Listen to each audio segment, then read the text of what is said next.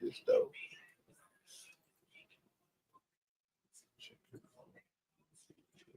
Make sure your bringers are off.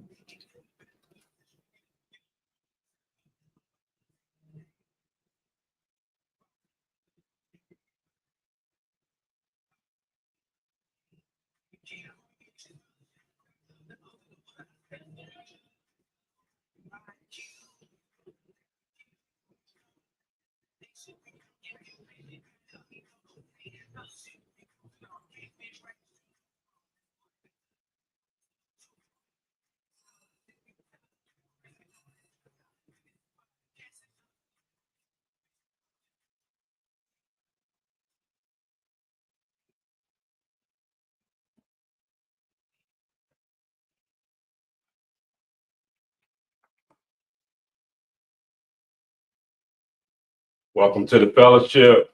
Good evening. Good evening. Glad you guys joined us. I'm your host, Austin. That's my co-host, Rob. What up? Rob, same thing. Same thing. It's all good. And we got Francois here with us. We're going to get back to him in just a second so he can tell us a little bit more about himself. But this podcast, as you know, was created to be a safe place for men who will be collectively referred to as the fellas. Now, on this fellowship, we will be real, we will be raw, and we will be righteous. We'll talk through and ponder on subjects that resonate with men and enlighten the women. And fellas, when the conversation is over, because of our God-given assignment, whatever happens on the ship gets put on the altar. All aboard? All aboard. Let's do this. Remember this week, why I threw out damn bad. You remember? Yeah, he had a brain freeze last week. I said, all aboard. He's like, aboard? What? What's I looked at the mic gonna tell me what. They ship this week. Yeah. So, Francois, welcome, man. Welcome to the show. Hey, Appreciate the it. ship. I'm feeling like the love boat in this.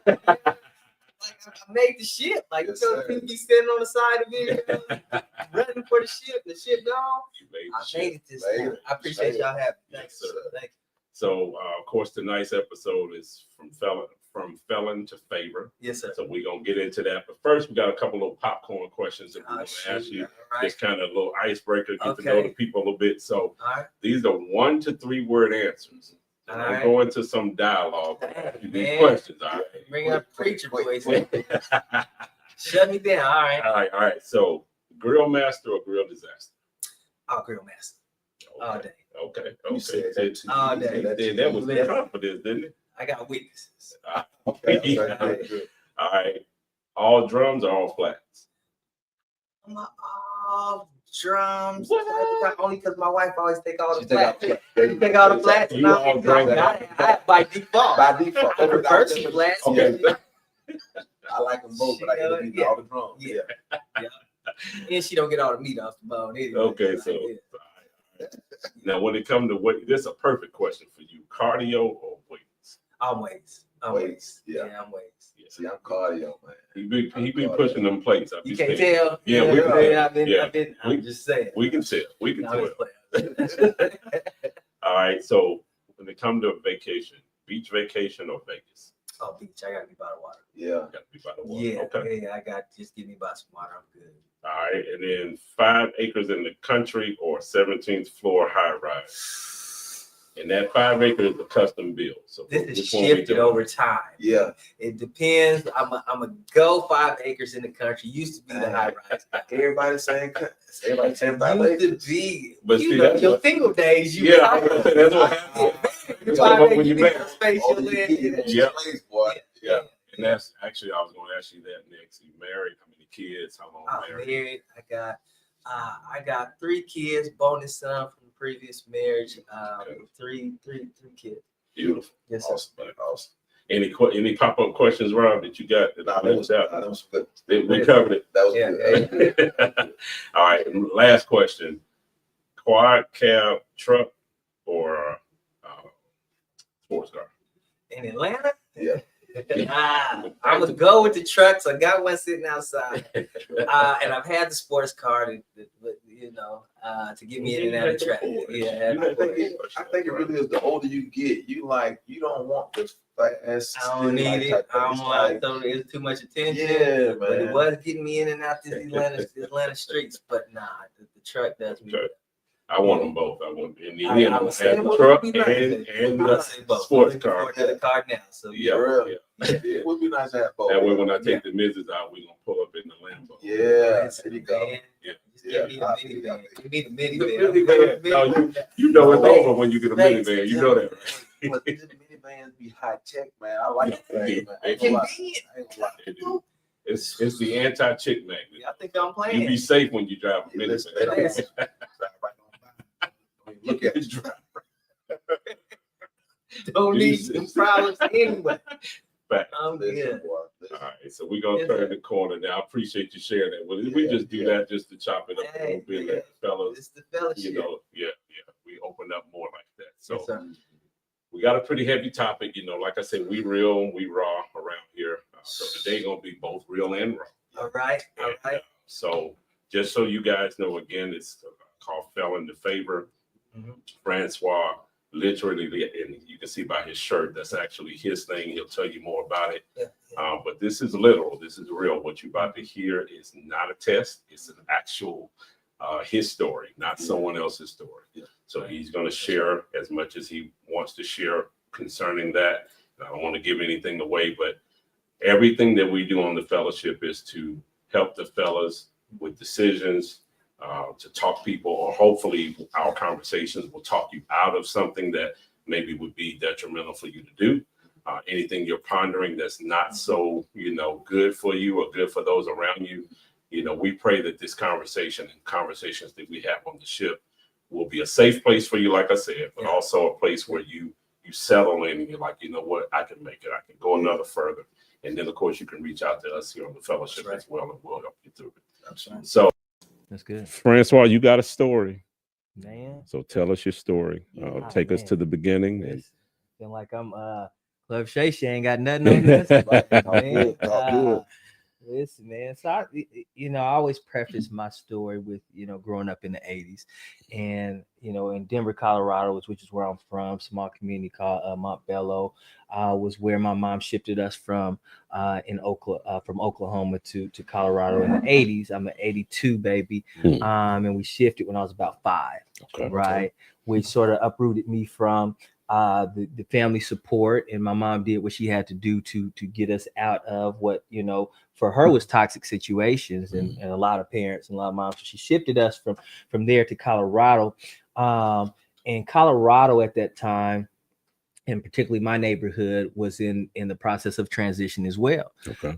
If most people know what was going on in California in the '80s was the crack era. Yeah. And when crack hit California, gang culture shifted about immediately after, right? Because you had a lot of parents that weren't present due to either incarceration or being strung out on dope, but it also brought in gang culture, which was a younger, generation of people that had to raise themselves. And I always said it was really like me walking around the corner so many times and you get beat up and the neighbors is messing with you. Yeah. I said I always have this thing where you ain't gonna walk around the corner too many times and get your ass whooped before you stop walking around the corner by yourself, or you stop walking around the corner without a weapon. Yeah. You know what I'm saying? That's right. And that's what started to happen. That's what started to shift. And even back then, from elementary to middle school and even high school, I remember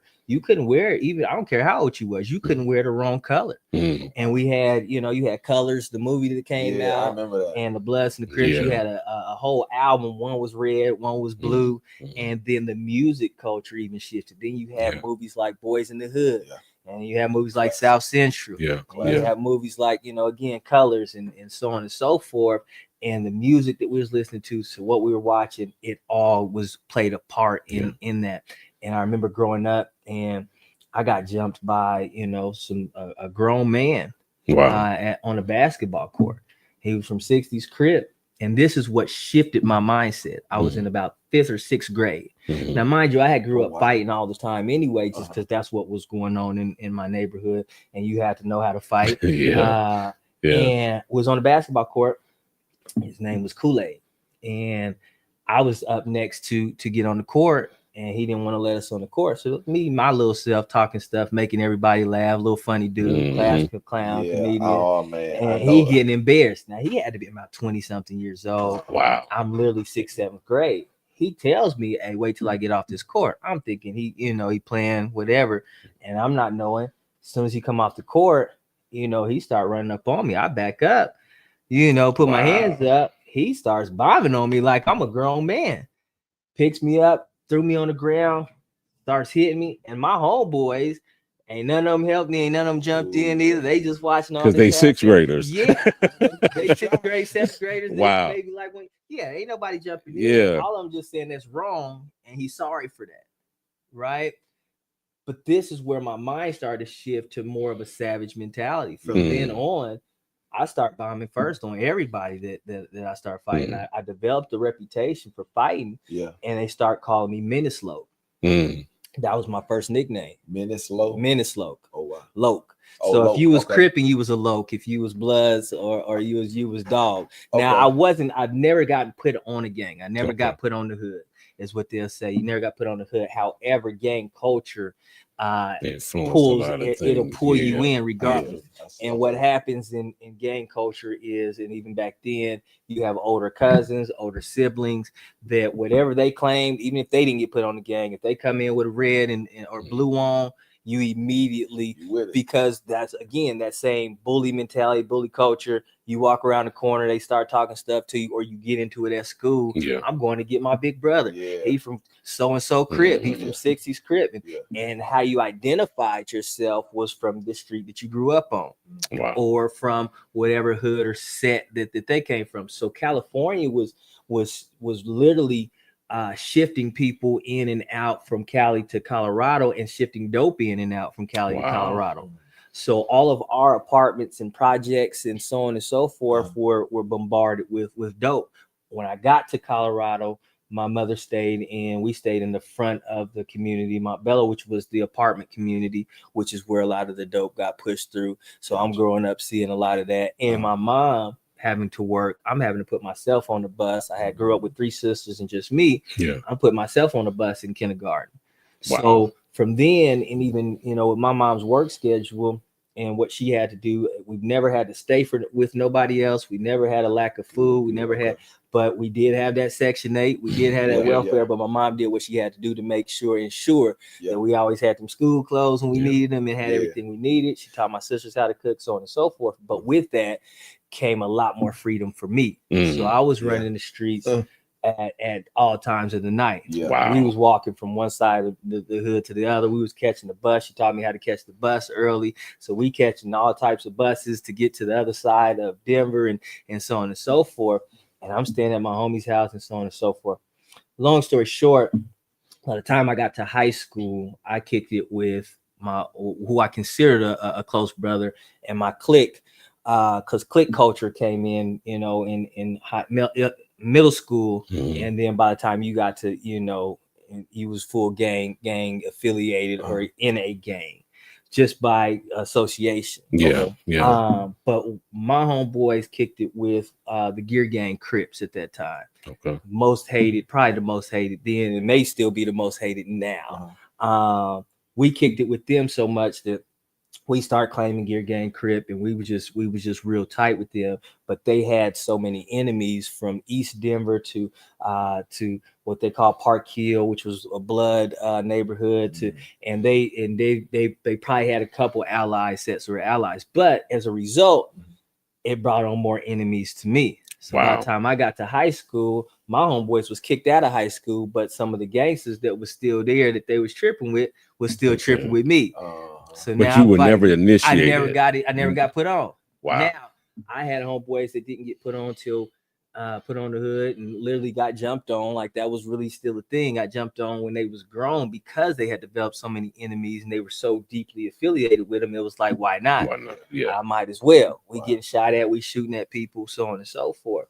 But then about the time I got high school, this was, I would say, my freshman year, freshman, sophomore year.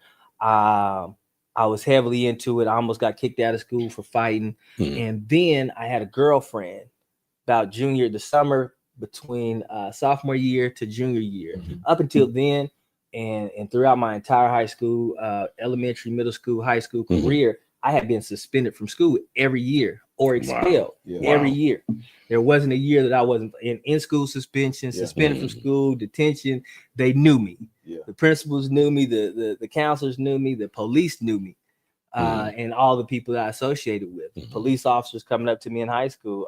By then, I had developed a reputation for fighting, but then I started to shift and I started selling weed to help pay my mama's bills. I bought my mama a car. I'm paying her rent, which was, Section 8 rent wasn't a whole lot. But But you paying it. the landlord see me pulling up, Mr. Pleasant see me pulling up, and the landlord was real cool with me, and he see me pull up, pay him the money order, and so on and so forth.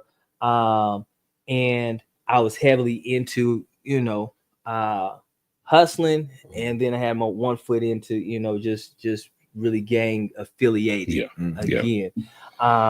It wasn't until I met a young lady in sophomore or my junior year, and her mom used to ask me, "Hey, you want to come to church with us?" And I'd be like, "Nah, I'm gonna pass this time." Now, my mom had raised us in the church, and even when she couldn't take us, she made us go. So there was the root there. But my mom was going through a lot at that time, and again, this is crack era. You know what I'm saying? So a lot of parents were shifting outside, and they was partying, they was kicking it. And at that time, I kept saying no. Then the mom was like, fine, like she quit asking me, "Hey, you're coming to church. We coming to get you." So I started going to church with them, and I actually got saved and gave my life to Christ junior year. However, we were talking about this earlier. Even when a youth or a young person gives their life to the Lord, if their environment is the same, you can go to church all day, but you coming back to gang banging. My street was March. It was the March block. They called the March Street. I had at least 2 or 3 crack houses on my street, and I still had to keep selling weed to pay bills. You know what I mean? That ain't gonna change. That didn't change at the time, should I say? And I actually started using what I was learning in high school. And I always thank my high school business teacher. Shout out to Miss Johnson Henley. Let's go, Miss Henley. Miss Johnson Henley, because my weed business was going out of business because there was so much competition in my school. This is like the Fair East Side High of Colorado, Montbello, right? At that time, right? And I'm almost going out of business because there's so much competition. Even my homeboys start becoming my competition. So I was rolling up blunts every night. I started off with a half ounce of weed. So roll that up, sell like 10 blunts. So I bought it for 25. I'll make 50 by the end of the day, take $10 to buy my packs of blunts. And then I have to start all over, roll them up the next day, so on and so forth. My business model was going out because the blunts was getting fatter than mine, so on and so forth. Long story short, I started taking accounting. I started taking business management. I started taking marketing classes. Now I'm a sophomore, and I was in junior and senior classes, business classes. I started using that. I got an internship at Wendy's. I started using that information and knowledge, and I transferred the skill set. I stopped selling to students, and I started selling to parents. I started selling weed to parents. Now, this is all to the shame of my Look, there's no shame on the fellowship. You already know that. This business went crazy. Right? Yeah. And this is how I started paying my mom's bill. I started going to auctions and buying cars for the family because we needed transportation. And you can see a clear shift to the point where the school resource officer, Officer AG, shout out to Officer AG. We're really good friends now. And she's on, she did an episode on my podcast, but she came up to me junior year, between sophomore and junior year. She said, "Hey, I know what you do." I'm like, "What you talking about? I know you sell weed, and it's only a matter of time before I catch you." Now, mind you, my heart is racing because I got a pocket full of weed in my pocket right now. While she talking. And I'm trying to sell out before lunch.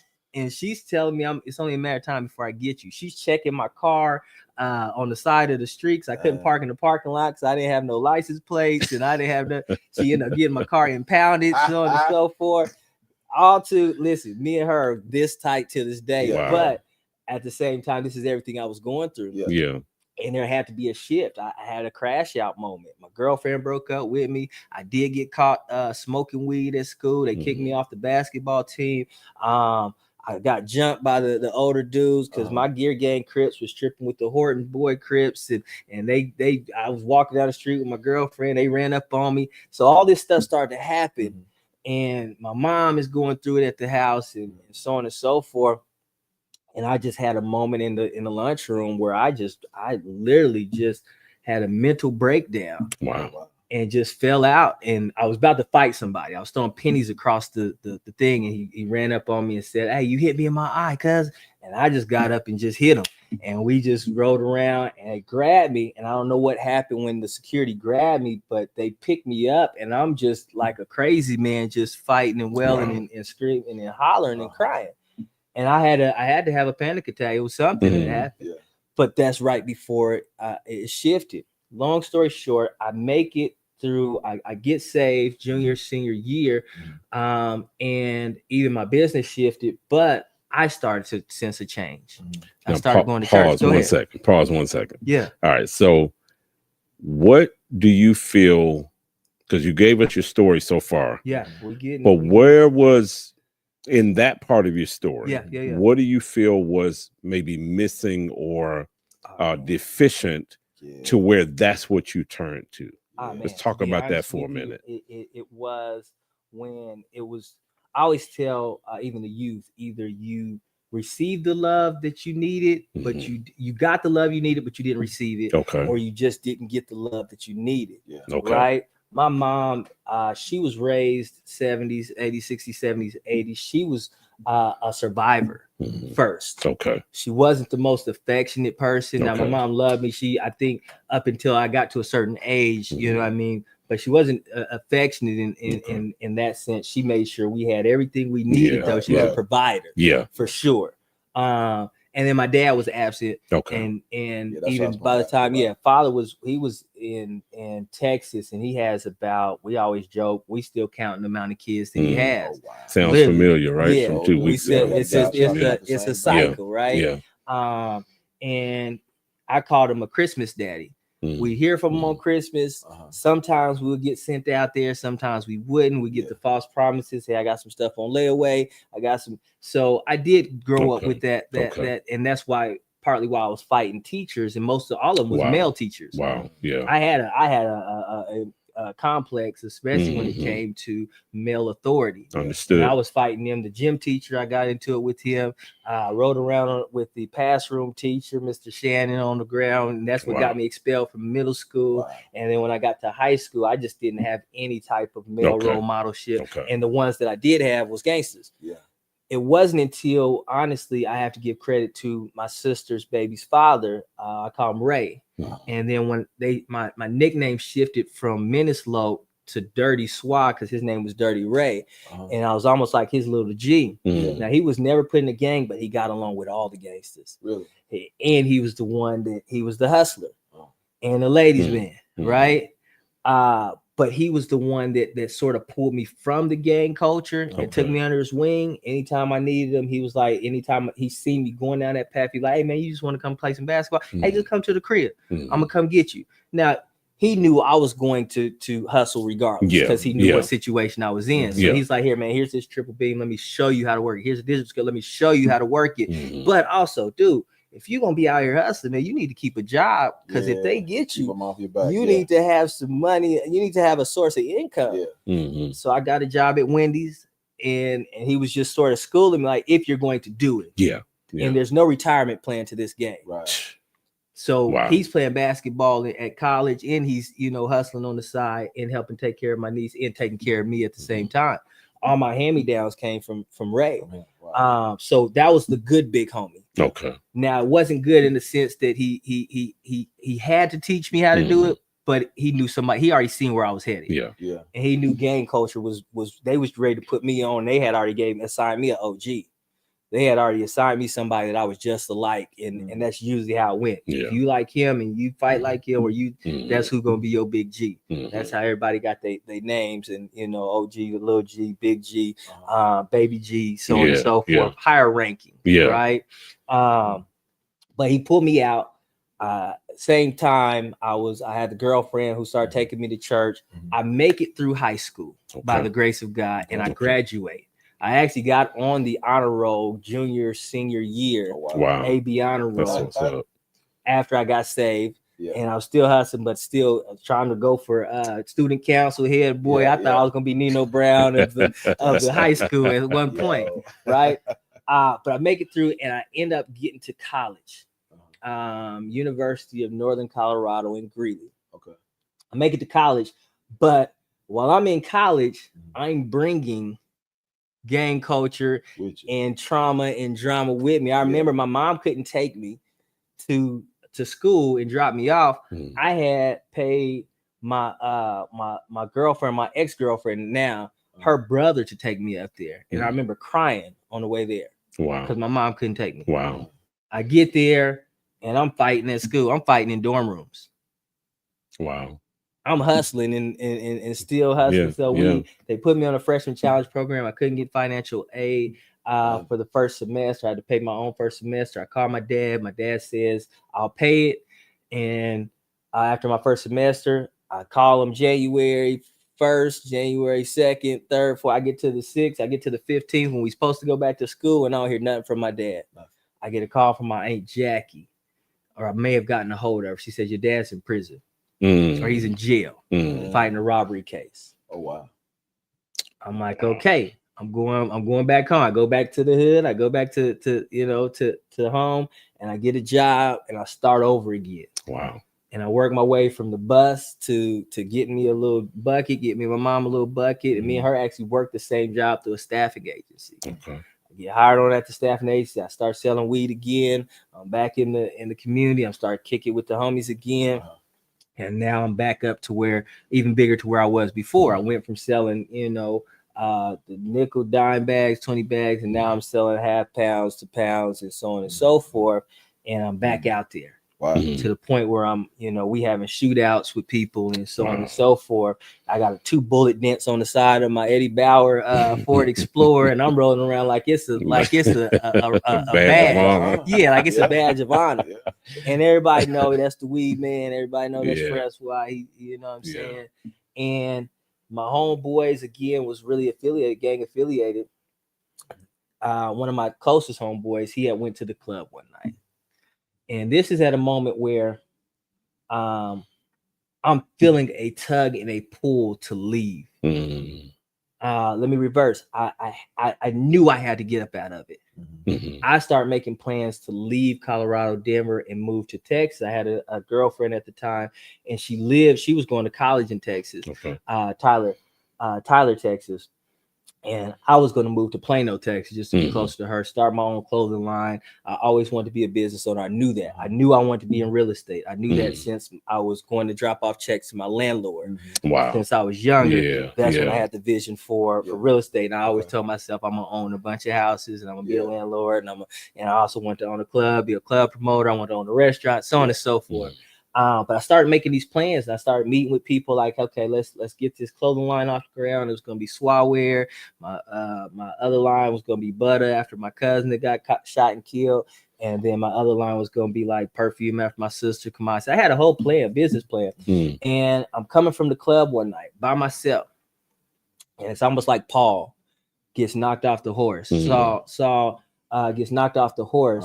I stopped in the middle of the street in that same green Ford Eddie Bauer Explorer, and I got this fat blunt in my hand, and I just start crying. I'm in the middle of the street, right next to 7-Eleven on one side with a daycare on the other side, and I just break down. And I tell God, I don't want to do this no more.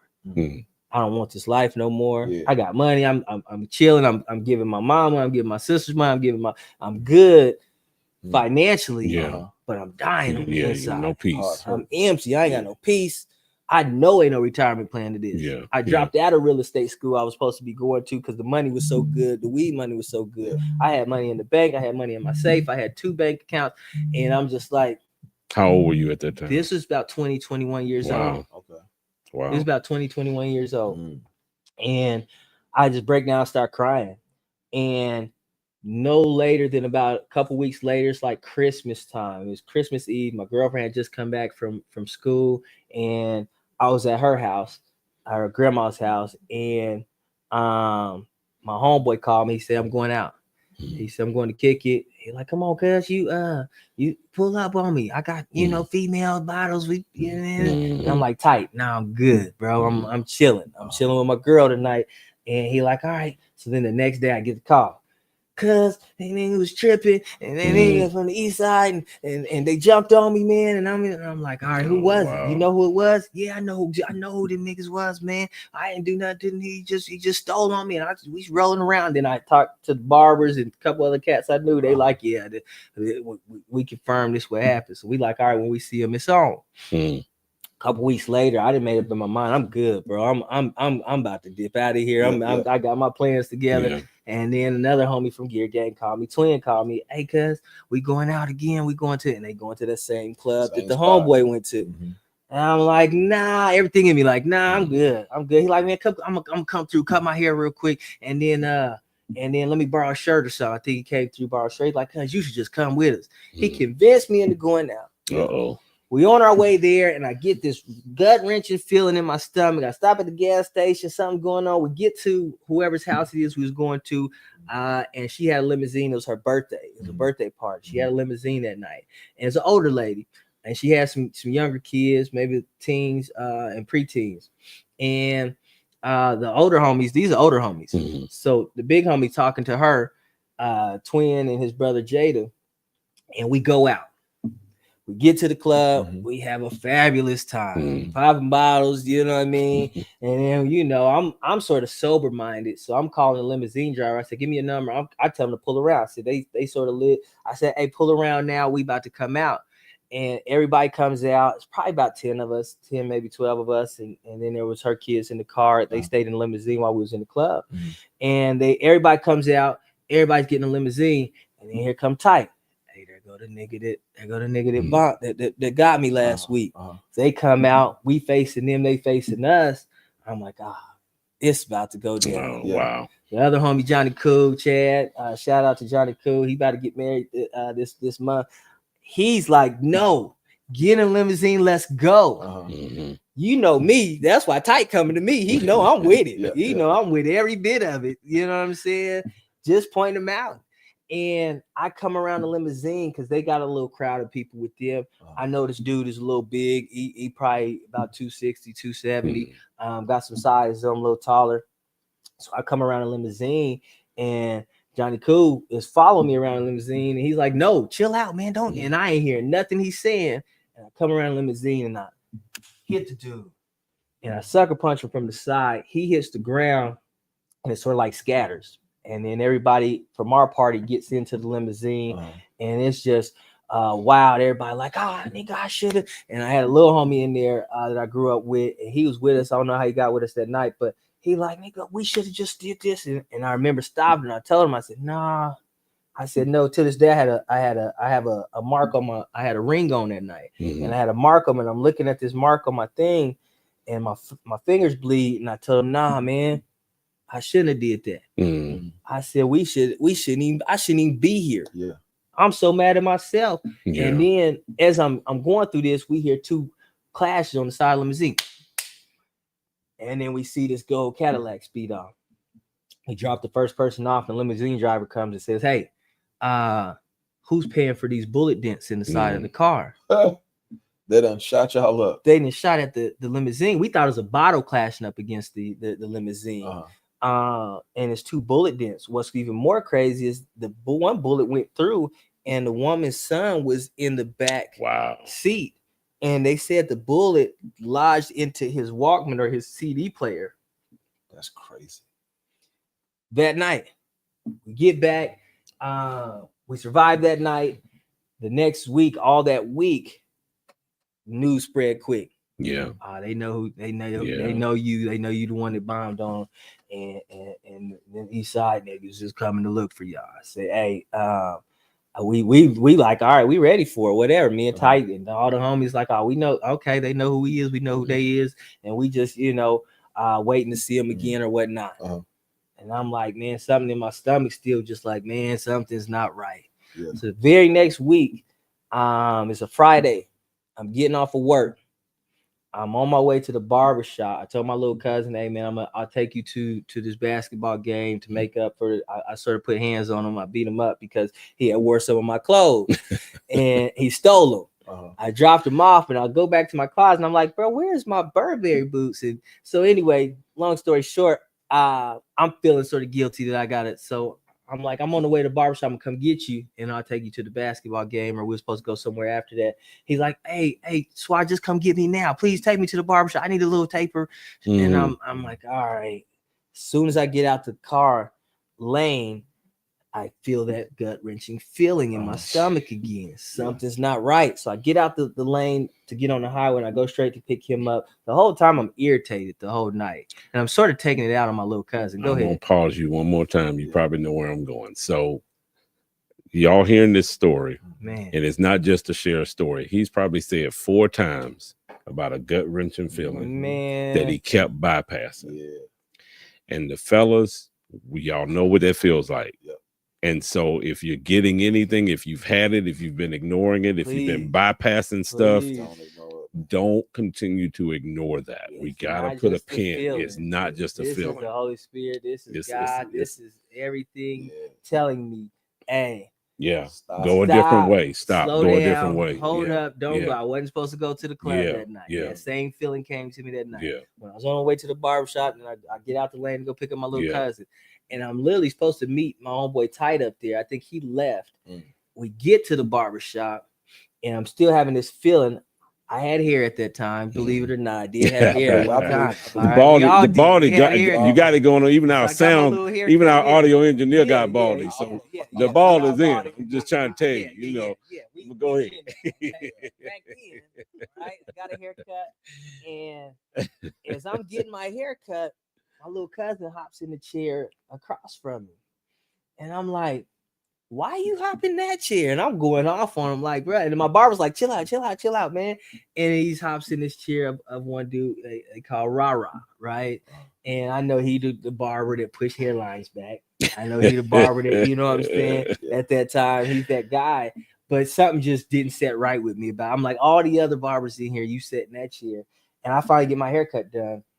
And I'm literally waiting on him to get his haircut done. And one of the homies come in, hey man, you want to put it on his bottle? And I'm like, we supposed to be gone. And my little cousin still getting his haircut. And I look up and I ask the barber, like, hey man, what's going on? Why is it taking so long? He gives me this devious look. I'm almost done. And before you know it, I see 2 dudes from the East Side that I don't necessarily get along with. They walk in. And now I got this feeling again. I'm even more irritated. And I'm looking at my phone and I'm like, how much longer? And I'm almost done. He walks out. The 2 East Side dudes walk in. One of them walks back out on the phone.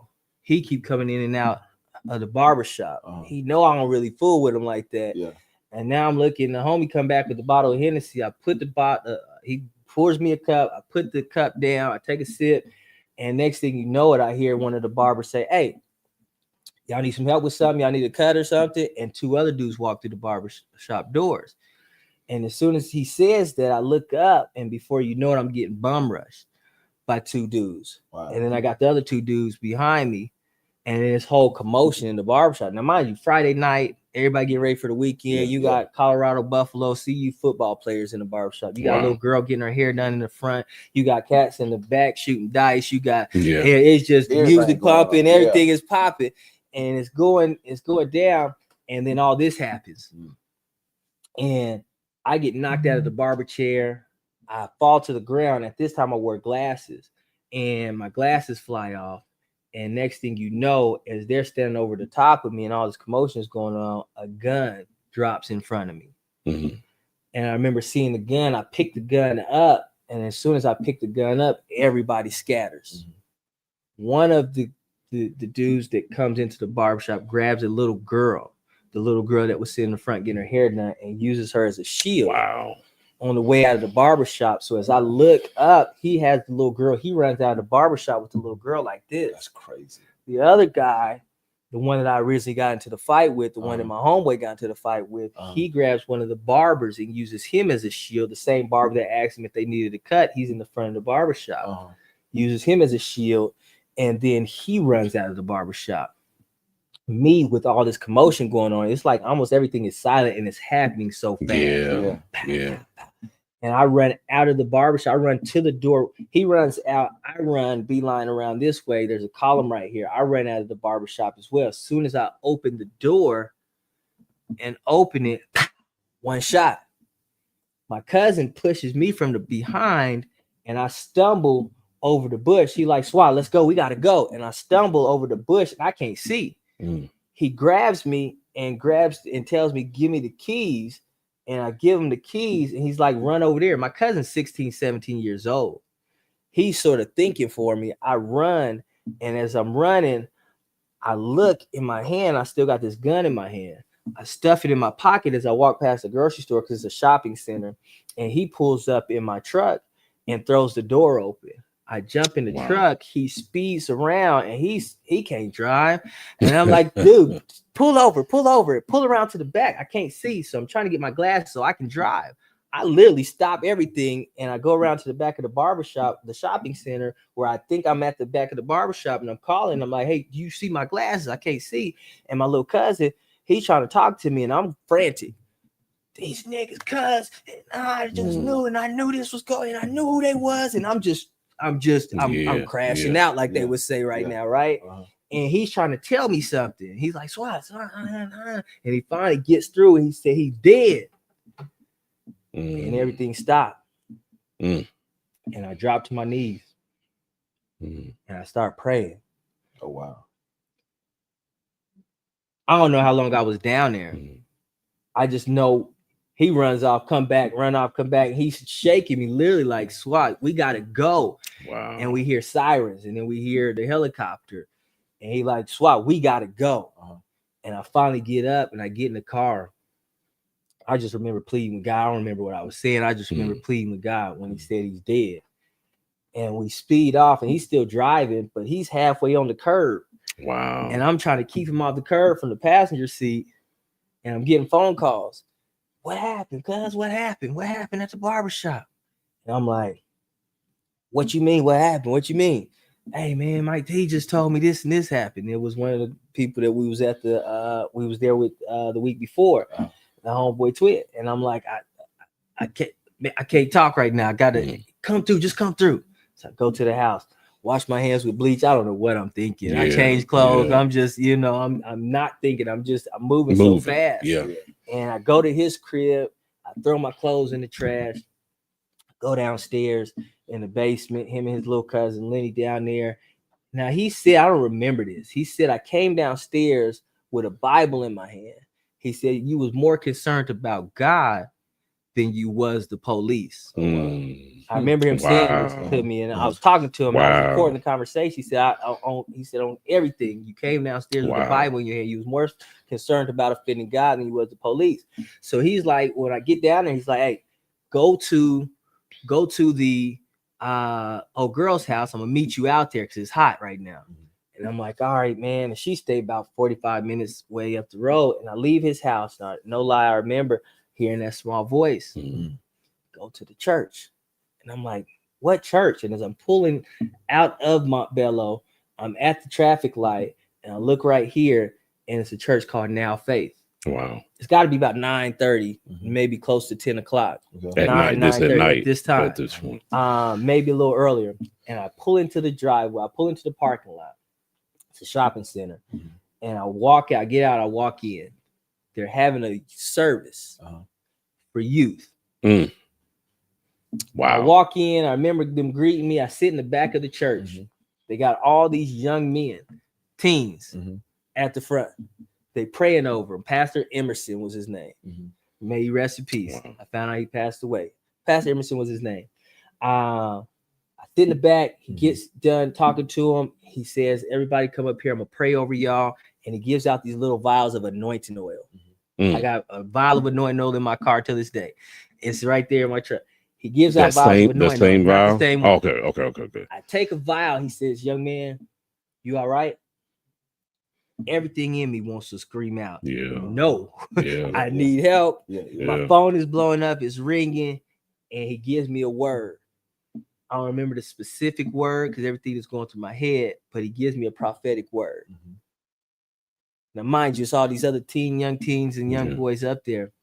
I leave the church. I answer my phone. My little cousin's on the line. He's telling me, they just came by the house and they shot at the house. They shot up the house. Don't tell Amy anything they were shooting at me. And I didn't tell Amy nothing. Just call Amy. Just call Amy. He's at the house while I'm at the church. And he calls his homeboy, like, come get me or come through. He think his homeboy's pulling around the corner. And he look and the car speeds off, comes back around. He's thinking his homeboy joking. He starts walking towards the car. And as he's walking towards the car, the window rolls down. They start shooting at the crib. And he jumps back in the house, runs back in the house. Ain't he get down? Tell him he was staying with us at the time. He had just got back from a detention facility and was staying with us at that time to go to the school up the street. Anyway, my mom is frantic and she was on my voicemail. I don't know what happened. I don't come in and no. And now I'm like, wow. So I run out to, I drive out to my girlfriend's, my cousin's house, his mom's house. And I walk through the door. She like, you want something to eat? What you doing? I'm like, nah, I just came from the church. I'm just going to anoint your house. And I'm just putting oil all over her house. I don't know if they're going to shoot at her house too. I end up leaving because I don't want to turn on the news and see my face. And it's her to see my face. So I end up going around the corner to my girlfriend's house. And nobody was there. They gave me a garage door opener. Me and her mom was real tight. She looked out for me. Shout out to Luana Graham.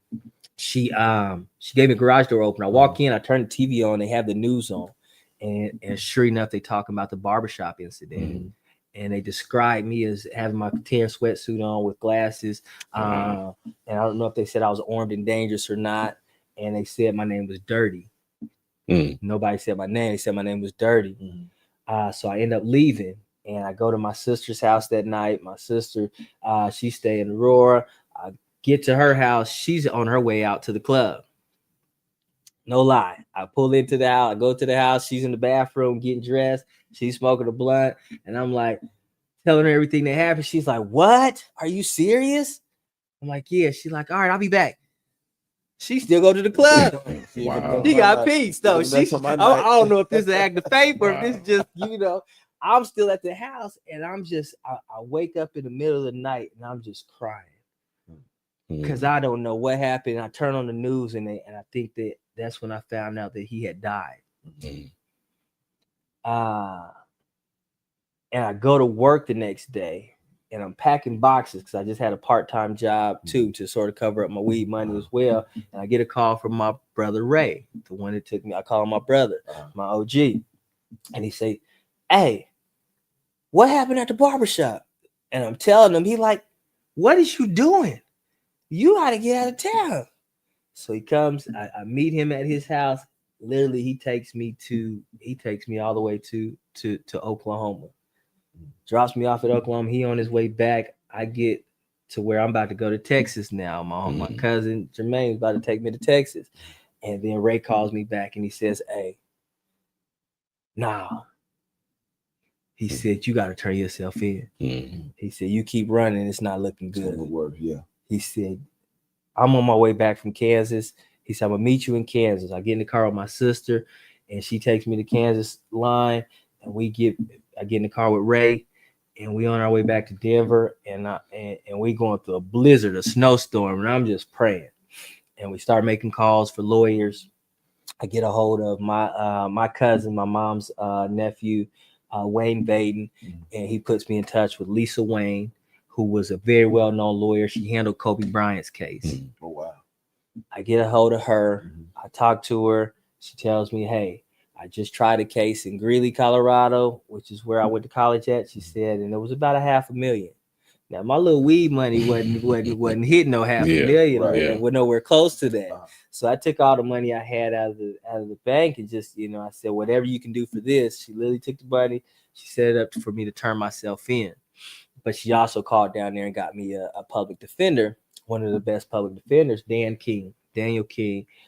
Shout out to him. He was one of the best public defenders at Arapahoe County Jail. Mm-hmm. So they lined it up for me to turn myself in. Mm-hmm. How much time had gone by from this is the a incident? Week. This is about a week later. And how old were you? Were you still 21? Yeah, this is 2021. 20 to 20. Wow. So I think I don't know if I hit 21 yet. I think I hit 21 incarcerated. Wow. And I line myself to turn myself in, and I go to my boss and I say, hey, or no, she's making calls and she's listening. I go to my boss. I say, hey, you have the lawyer that handled the Columbine case. Mm. I said, do you think you can pay him to represent me? And I try not to give him too much information. And he's like, I'll make some calls. Mm-hmm. Well, the very next day, my mom called me like, the police is at the house and they looking for you. Yeah. And he turned me in. His lawyer advised him to. Right. So now he could have got in trouble. He could have got in trouble. Yeah. So now I'm really on the run and they know who I am. And this is before my lawyer could get to setting it up. And I couldn't even retain her because I didn't have enough money. But anyway, I get to the night before me to turn myself in. They having a going away party for me. And my homeboy Tight, the same one that it started. Yeah. He's there and he say, hey man, I'm sorry. This is all my fault. I said, nah, it ain't your fault. And he breaks down. I hug him and I break down. And then something happens to where I start praying over the whole garage. And I'm talking about smoking weed, drinking, and I start praying over the entire garage. Wow. And even later, after, years later, somebody told me, you remember what you were saying? I don't remember everything I prayed. Said, everything you told me, everything you said came to pass. Oh, wow. I turned myself in the next day. I actually get a call from the detective that night, asked me questions. Lawyer told me just shut your mouth. Yeah, don't say nothing. Shut your mouth anytime you get caught. Don't say nothing. So I told him, no, sir, I don't have nothing to say. I'll see you tomorrow. I'm turning myself in. I try to hear everybody on the phone just in case they're trying to get my location. Yeah. I turn myself in, and you going into Arapahoe County. Now everybody knows county time is the worst time you can do. Really? Because this is where everybody that has a case or a pending case, that has a bond or doesn't have a bond, is here waiting their case out. Okay. This is where your stress is at its highest. Wow. This is where you in here with killers and they put me in the pile with, you know them by their jumpsuit. Mm-hmm. Blue jumpsuit, misdemeanor. Orange jumpsuit, felony. Red jumpsuit, high risk. Oh wow. Killers. And y'all in all of y'all in there together. And we all in there mixed together. Jeez. I get into the cell. And nothing make you turn to the Lord like fighting a murder case. Yeah, that's for sure. Yeah. I read my Bible every day, every now and then, and they denied my bail, they denied my bond, so I know I'm gonna be there for a minute fighting this case. Hispanic brother come up to me, don't speak no English. His name is Alejandro. He say, hey, he trying to interpret, trying to tell me, hey, I got these scriptures on this paper. Mm-hmm. Can you interpret these scriptures or translate them into English? Mm-hmm. I'm like, yeah, I think I can figure that out. Yeah, I got you. So I translate them in English. He takes this and repeats it or puts it on multiple sheets of paper and passes them out in the pot. Alejandro was there on a deportation hold, but he was a pastor. Really? Me and him started doing Bible study every day, like Bible boot camp. Wow. Literally. And we couldn't communicate with each other but through scripture. Uh-huh. He would go from scripture to scripture, and then I'd be like, oh, okay, I see what you're saying. Right? Uh-huh. I start leading a Bible study. Uh-huh. And then they moving me, and then I start leading another Bible study with another older African brother that took me under his wing. Mind you, I got daddy issues and so on and so forth. I'm getting these dealt with while I'm incarcerated because you can't depend on nothing but the older cats that are incarcerated to sort of get you through. They're going to show you the ropes. They're going to tell you. So I always kept an old school, you know what I'm saying? Somebody that, we're doing these Bible studies. Old school next to me, he's looking out for me. He's an old school Muslim cat though. He don't mind, but he respects, that I'm a Christian and so on and so forth. Well, while we're doing these Bible studies, going to church, we would do them at night, and everybody knows when you in the county, there's a Bible study table and a table that they're gonna pray for you at. Anyway, that was that table. Brother come in one night and he's getting booked in. I offer him a soup. I say, hey brother, you need something? He's like, yeah. Cool, appreciate that. I'm like, hey, we do Bible study every night up here. We more than welcome to come in. Literally, his cell is right next to mine. We sitting, literally right next to each other. We speak to each other through the vents. His cellmate is old school, my old school partner. A couple weeks go by, old school calls me out. I say, what's up, old school? It's me and him first thing in the morning. We get up and I come out and he said, hey, let me holler at you real quick. Doors open about 5 a.m. or something like that. 4 or 5:30 in the morning or something, right after count. Everybody else still in the cell, sleep. And it's just me and him. And he said, hey, I know what happened in your case. I know we don't talk about this. He said, but hear me out. I'm like, all right, old school, what's up? You being sort of weird. He like, I'm talking to my cellmate. He said, I know what happened in the barbershop in your case. He said his brother got shot and killed in a barbershop. I say, huh? He said, yeah, his brother got shot and killed in a barbershop. He said his brother's name is, and he says his name. Oh, wow. This is the same guy that you gave the soup to? The same guy I gave the soup to. He been coming to Bible study. He been coming to church with me. He didn't ask me to pray for him and his family. So he don't know that you are the guy who. He tells me this is the brother of the dude that you shot. He don't know who you are. I don't know what you want to do with this information. You didn't hear this from me. And he walked back in his cell. Yeah. I walk in my cell. I'm like, God, what is going on? What is happening right now? Next day, I'm on my way to a visit. And I'm itching like, God, I don't. What am I doing? What is this a setup? Is this a right? And should I be watching my back? What are you doing? What? I go to the visit. He's on the payphone. He watches me walk across the room. I come back from the visit. I go to the Bible study table. The correction officer calls me out. McDonald on the intercom. McDonald, come to the tower. Go to the tower. McDonald, get your stuff. You got to move. We got to get you out of there ASAP. Wow. I say, okay, hold on, Officer Pearson. Hold on. He said, you got to go. I said, all right, Officer Pearson, this is what I need. I said, I need 5 minutes. Bold question. I turned around to go and then I stopped. I said, can I get 5 minutes? He said, McDonald, let me tell you something. He said, I'm going to give you 5 minutes, but only because we consider you what we consider a model inmate. And I'm like, hold on, bro. I'm not no snitch. He said, no. He said, you kept the peace in the pod. He said, y'all do these Bible studies. He said, but y'all don't understand how much that helps us. Yeah. He says, you got 5 minutes, make it fast. I run in there. I said, hey, bro, can I holler at you for a minute? He comes from the Bible study. He has to come all the way down from the top, walk to my cell, and everybody's watching because if you take somebody to your cell, it's usually about to go down 9 out of 10 times. He come in, I shut the door, I tell him who I am. I say, hey man, I know who you are. I just found out who you are, but I want you to know who I am. Your brother's name is Nick Dowley. He says, that's my brother. I said, I don't want you to think I was fake or anything, or that this was a setup or anything. I said, but I'm the man that shot your brother. I just found out who you was. I said, I need you to know what happened. He gives me opportunity to talk about what happened in the barbershop. I tell him what happened in the barbershop. And he says, you know what? My brother been cripping for a long time. He said, and I know, he wasn't gonna let that slide. Yeah. He said, that sound like my brother. I said, but I want you to know I'm sorry and I need to ask for your forgiveness. It wasn't supposed to go down like that. And he said, I forgive you. And it's around that same time the door swings open and I got security waiting for me. I'm packing my stuff. You got your little clear tote. You got all your stuff in your tote. And I hug it out with him. And then I move on to another pod and I start going through some more warfare. But that was the breaking point in my case. I take my court case to trial. How long had you been in jail at this point? 300 and I did 326 days in the county. Okay. Close to a year. Okay. In the county. I started January is when I turned myself in, about January 31st. Turned myself in.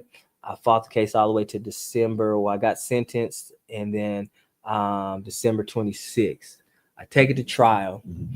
They start bringing witnesses in. They start bringing everybody that was there that night. They bring in all the barbers that were there. And what's crazy is, you know, you read the statements and you're like, oh yeah, they already said that I didn't have the gun. Well, they take the stand.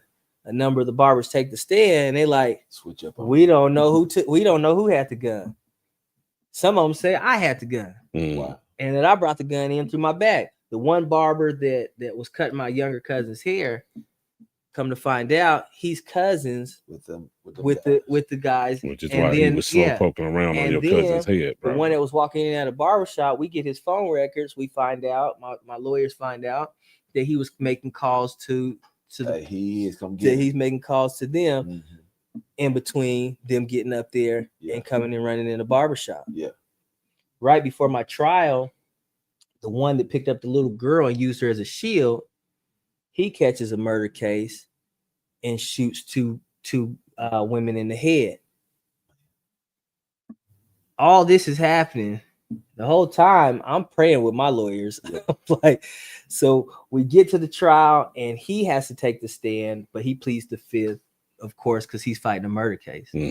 And to make a longer story short, I get convicted of criminally negligent homicide. I take it to trial with a public defender. I get convicted of criminally negligent homicide, and I get sentenced. What does that mean? So the first charge, what happens is felony 1 is first degree murder. That's the first charge I got. Okay. And then right before my trial, he offered me second degree murder. The DA. This is his last case he's trying, and he's about to retire, so he wants to go out with a win. He's like, I'll give you second degree murder, 16 to 32 years. If I took the deal, I would just now be getting out of prison. Good gracious. I would just be up for parole. Okay. 16 to 32 years. Remind the viewers what year this was in again. This is 2004. This is 2004. So you would just be up for parole. I would just be up for deal. parole. That's crazy. If I took the deal. Man. My lawyer, which is really crazy for a public defender, told me, hey, we can win this. We'll take it to trial. A public defender would never say that. Right. Yeah. They're going to take a deal anytime they have a large caseload. Absolutely. This is very rare. Right. And I have people that have the same public defender where they had to take deals. Yeah. And they coming back in the pod going to their cell crying. Anyway, we take it to trial. I get convicted of a lesser charge.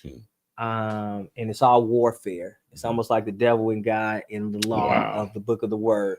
And you're fighting for evidence to be shown. You're fighting for this and that. And criminally negligent homicide, they could only give me 1 to 3 years. Well, I had already did 1 year. Wow. She gave me the full 3 though. Yeah. With 1 year served. With 1 year served. Okay. So I did 2.5 years on a 3-year sentence. I get to my prison, my facility, and it's filled with East Side Crips, the same ones that I'm tripping with. Same ones I'm tripping with. Jeez. I'm in my room praising God, watching the men's conference that used to be held out here. No, it was Bishop Eddie Long and TD Jakes was doing the conference. I just got through reading the story of Jehoshaphat and the people of Israel fighting and sending the praisers out first, and the enemies killing themselves. I literally just got to reading the scripture. Okay. His cousin was on the same yard as me, and they was from GDs. They was folks. Now whose cousin? The guy that I shot and killed. Okay. He was from East Side Crips. Both of them was at me. Both of them was telling me, hey, you might need to kite up off this yard. Kite is like sending something. And so I might have sounded real stupid. I sounded like David facing Goliath, really. I said, listen, do you know the God that I serve? Wow. I sat down at the table with him. We had a meeting. I said, you know the God that I serve? I said, you know what happened if anything happened to me? And I sounded real stupid at the time to them, I'm sure, especially to some gangsters. Right. Literally right after that, man, I'm sitting in the room praising. I get one knock at the door from one of the GDs, and I'm just still praising God. I get another knock at the door from the East Side Crip Cricket. He say, I opened the door. He said, I don't know what happened on the yard. He said, but we told them if they tripping with you, then they tripping with you. He said, it's all squashed, man. He said, we just had this meeting and it's all squashed. So both of your enemies, both my enemies came out and leave them alone. And we good. That's crazy. From felon to favor. I get out. I get favor. out 3 years later. Or 2.5 years later. I go to my parole office in Colorado and I see some of the same people that set me up in that barbershop at my parole office that day. And I already put in my interstate compact. I asked God, okay, just expedite this to wherever you want me to be. I got to Atlanta and couldn't find a job at Wendy's. I couldn't get a job at Walmart. Couldn't get a job at I started working under the table until my parole officer told me, I'm going to have to send you back to jail if I can't see a check stub. Put my head down. I talked to God. I got a call from a staffing agency. The same staffing agency that said they couldn't hire me because of my background and my felony, said we need you because somebody's leaving and we need somebody to fill that position that has your credentials. You have warehouse experience. I worked from that job from the warehouses to the offices, doing the typing test, the 60-second typing test on my lunch breaks. And I got into the sales position, and then from that job, I went into the automotive industry. From the automotive industry, I went to the real estate business. I've been in the real estate business. They told me I couldn't get a real estate license with a felony. I let that lie hold me down for 20-something years. Wow. 3 years ago, I went ahead and applied for the real estate license. My background check came back clear. Completely clear. Fingerprints, all of that, everything came back clear. So nothing everything had been expunged. You don't know because you didn't apply for that. Do you know the God by the blood saved? of Jesus, by the grace of God? I walked out of that thing so fast, I ran and snatched my license out of that real estate license. This is how fast I snatched it. They spelled my name wrong. They had me listed as a female on my license. I didn't see none of that. I didn't care about none of that. I said, just give me my license. They call me Felicia, as long as I'm clear. You want to sign on with the brokers right now? We can't activate it till you sign on with the broker. I said, nope, don't activate it yet. Just give me my license. I'll take it. I'm good. Yeah. Wow. Literally. That's crazy. And I was going to real estate school 20 years right as soon as I caught that case. I thought I was supposed. I dropped out because the weed money was so good. Man. So this is what I tell the youth. Yeah. I tell them. You can look in the camera and talk. I tell them, and I tell anybody. I tell people this period. I say, there's a GPS. What does GPS stand for in worldly terms? Is global positioning system. I say it's God's positioning system. I said, if I had listened to that GPS the whole way through, it had a destination for me to get to, and I believe I'm at that destination, and I'm fulfilling the destiny that's on my life. But when I made that wrong turn, God never said, I give up. Yeah. The GPS never tells you I give up. Yeah. It just circles and reroutes you. Reroutes. There you go. And it rerouted me so many times. And I got rerouted because I kept making these wrong turns, but it never gave up on me. Yeah. Now, my expected time of arrival got pushed back. So I'm trying to tell y'all, listen to the global positioning system, listen to God's positioning system, and so you don't delay. So you don't delay your expected time of arrival.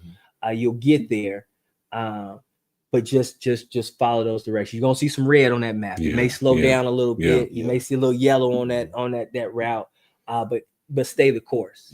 And don't get too far off track. And just know that He's going to get you there. The best way at the best time.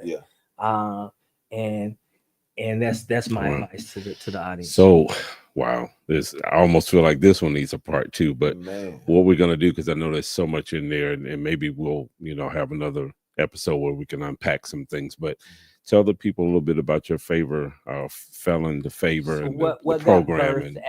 What got birthed out of this experience was Felons to Favor, where originally it started off as a simple podcast, but we seen such a need for resources, and even going back to when I first got out, job resources Yeah. and mental health resources Yeah. and career development. When you're getting out of prison, you're already behind. Yeah. So you don't have time for a 4, 6, or 8-year degree. Yeah. You need immediate training and development immediately. Yeah. So I always recommend trades, and even to those youth that just don't fare well in traditional education. So this is where Felons the Favor got birthed, to where we want to help and assist those that are stuck in these hard situations, these rocks and hard places, with those mental health resources, with career development, with job resources. And we've been fortunate to help a lot of people, male and female, young and older, and so on and so forth. And I've recently also partnered with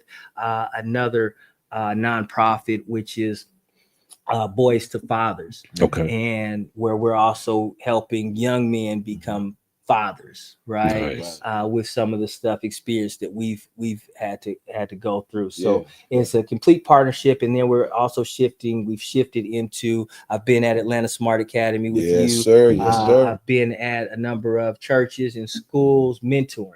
And speaking to the youth. I do a number of speaking engagements to just share my story and share my testimony. And you'd be surprised at how many youth's lives are impacted, especially some of these YNs and these young crash outs. And these, just hearing the story alone makes them think twice and think differently.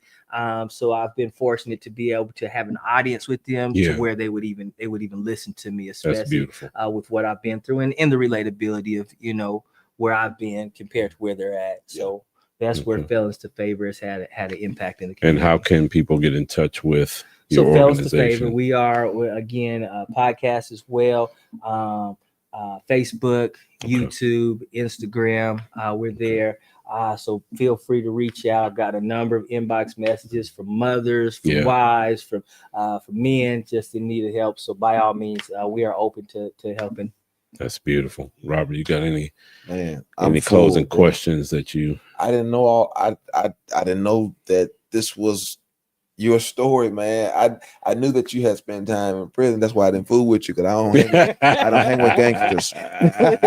But no, I didn't know that all of these things that happened. I want to ask, do you think? Because I think about this all the time. I think, like, man, if I hadn't made these decisions, would my life be better, or would I be in a better place? Do you think that your journey would be better had you not gone through what you've gone through? 100%. It's made me who I am. 1,000%. I wouldn't know God the way I know him if I hadn't you have to have these experiences in order to. Now, I say I made some wrong turns, but thankfully he used those and he turned all those things around to work out for my good. But I wouldn't take any of it back for anything in the world. Gotcha.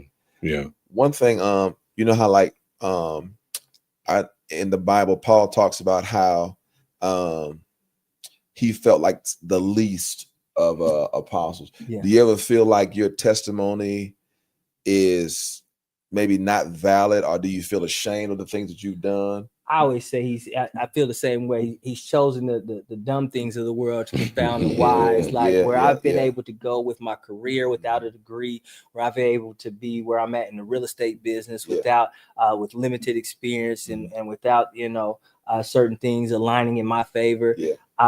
It's nothing but the grace of God. So no, by all means, while I'm very humbled, he's shown me who he is, and that's where my 1,000% of where my confidence is now. It's completely in him. Even with everything that's happened within the last 6 months. And just how he's shown up. So he continued to reveal himself in so many different ways that my confidence is in him and no longer in myself. That's awesome. Seriously. Wow. There's a portion of scripture that says he gives beauty for ashes. Man. And I coined a phrase that says God takes ashtrays and turn them into artwork. I like that. And so that's where he's made you artwork. Ashy of the ashes. Yeah, he's made you artwork. Because we were talking last week, with the mental health expert who was here about having to put in the work. And when we don't just hear your story, by the way, but we hear your freedom. We hear your deliverance. Man. We hear that you're, because sometimes people can tell the story, but you can still tell that they're wounded. Still dealing. Yeah. I heard TD Jake say years ago, he said, the way you'll know that you're no longer offended is when you see the person or you hear the thing brought up and you don't recoil. Don't bother. If you no longer recoil, then you good. There's your story has no recoil in it in regard to you feeling guilty or feeling. Now, of course, there were some things that happened that weren't awesome to have happen, but God has worked you through those things, and you can tell that you've done the work. And so I say that to, come back around to summary. We're all work in progress.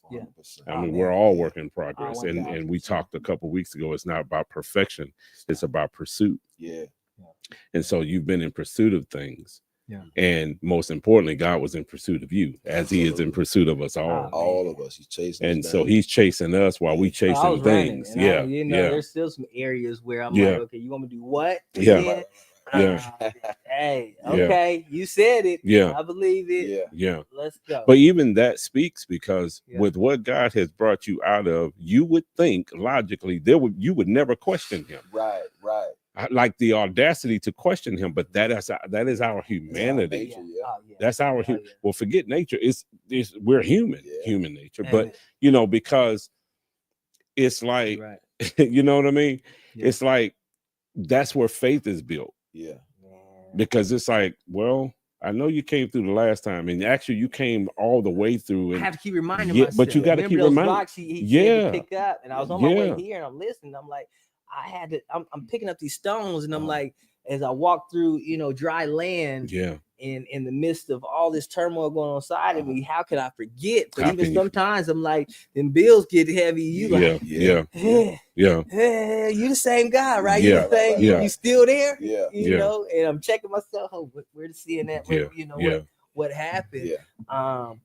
But He's made all things work together good, even with peace, having peace with the man that I shot and killed. Rest in peace, Nicholas Staley. But I've been fortunate to make peace with his brother, his mother, the mother of his children, his son. And I've been now, mind you, I've been very tenacious in finding these and seeking them out to make amends. But at the same time, I've been fortunate that they've been able on the receiving end to actually, and then even with the I do speaking engagements with some of my same enemies, the East Side Crips and so on and so forth. I've been fortunate to do that. So that's part of the favor. That to say that's more of the favor. Yeah, that's part of that favor. Wow. Yeah. Well, Francois, go ahead. One more question. Absolutely. You said right before you your second semester of college, you said you had reached out to your dad. And you found out that he was in prison. How I guess question is he out now? I'm glad you asked that. What generational curses do is repeat cycles, right? And what I didn't find out till later on is that I went to prison the same age and around the same time that my dad originally went to prison. Right? And while he was in prison, and I was fighting my murder case, we had opportunity to write each other and really sit down and hear each other out. And I told him how I felt. I let it all out on paper, and to this day he'll tell you that's what broke, and it was really something that broke the silence between us, and actually whatever was there, that barrier that was there between him and I, that's what happened. Now my dad did get out. My dad went back. My dad got out and went back again. My dad now is out on parole, and he's doing very well. Just moved back to Oklahoma, but he's doing very well. He's a true inspiration to me as well. That's beautiful. But by all means, it's that cycle. And fighting that cycle, like so many of us are. But thankfully, you haven't gone back. And I ain't going back. No, I have been back, but I've been back on the end to where I can go and mentor. You haven't gone. You didn't go back on charges. You didn't go back on charges. But I always tell myself, I'm going back. I'm coming out on my own terms. I can leave on my own terms. But I am coming back. I am going to come back. So I've been into a number of prisons and been blessed to be able to go speak and share my story with them as well. But that's significant because yes, it's cyclical and can be generational, but then there also the power of God is greater than if you want it. The old folks used to say, the Lord will keep you if you want to be kept, you got to want to be kept. Listen. And that thing puts you in a place where Yeah. you want it to be kept. Yeah. And so we say that, as our closing, just, hey, you got to want it. You got to want it. No one knows you're in trouble more than you would know, as we stated last week. Yeah. But when you've gotten sick and tired of being sick and tired, then that's when real change happens. So I'm going to tell this real quick.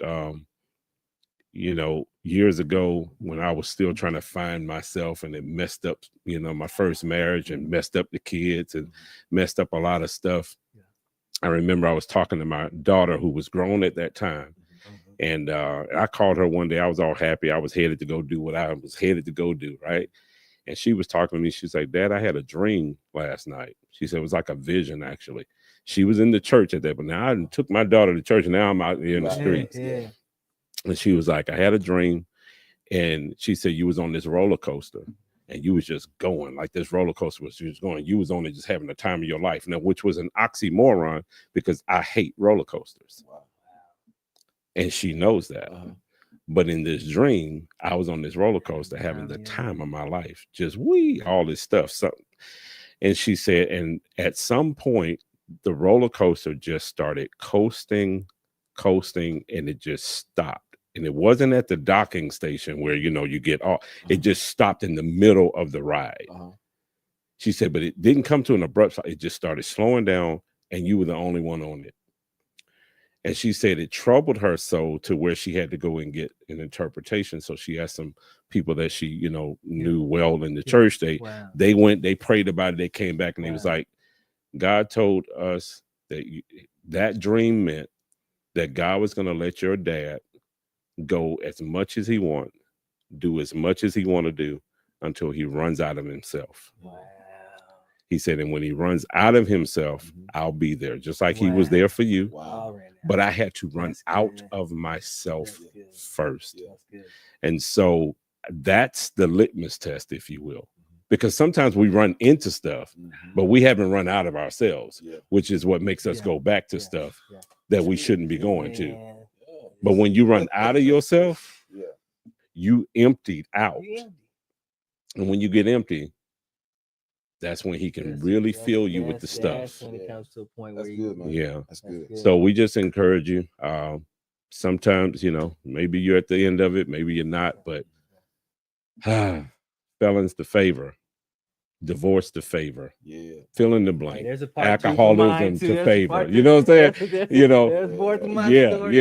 Divorce to favor. Just fill in the blank. Whatever the struggle is. Anger to favor. There's a lot of things. Just know there's favor. Just keep going. Just keep going. There's a favor on the other side waiting for you. Yeah. So once again, thank you, bro. Thank you for sharing, man. Appreciate y'all. You've been selling with the fellowship.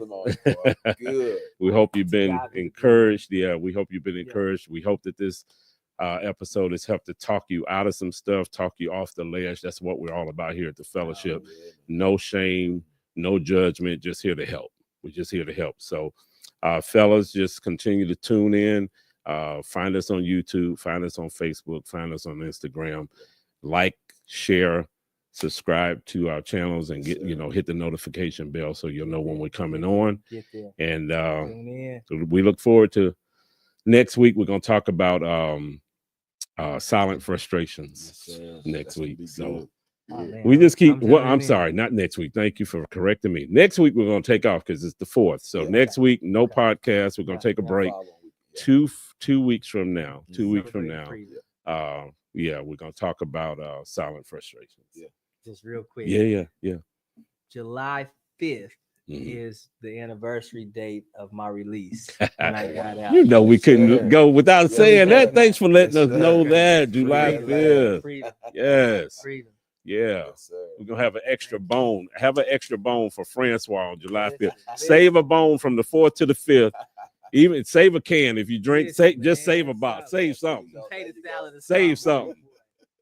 A stuffed egg or something. Save something and do it on Francois' behalf, and for all the fellas that's still in, that they'll receive the favor that Francois has received.